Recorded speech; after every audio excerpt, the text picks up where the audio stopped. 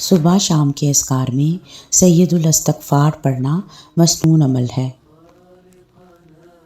अल्लाह के रसूल अल्लाह सल्लल्लाहु अलैहि वसल्लम ने इसके बारे में फ़रमाया कि सैयदुल इस्तिग़फ़ार मग़फ़िरत मांगने के सब कलमात का सरदार ये है कि यूँ कहे, ए अल्लाह, तू मेरा रब है, तेरे सिवा कोई माबूद नहीं, तूने ही मुझे पैदा किया और मैं तेरा ही बंदा हूँ। मैं अपनी ताकत के मुताबिक तुझसे किए हुए अहद और वादे पर कायम हूँ। इन बुरी हरकतों के अजाब से जो मैंने की हैं तेरी पनाह मांगता हूँ। मुझ पर नेमतें तेरी हैं, इसका इकरार करता हूँ। मेरी मग़फ़िरत कर दे कि तेरे सिवा और कोई भी गुनाह नहीं, माफ़ करता।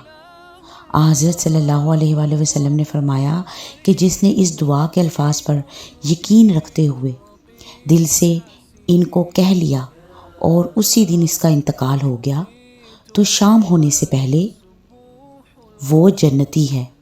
और जिसने इस दुआ के अल्फाज पर यकीन रखते हुए रात में उनको पढ़ लिया और फिर इसका सुबह होने से पहले इंतकाल हो गया, तो वो जन्नती है।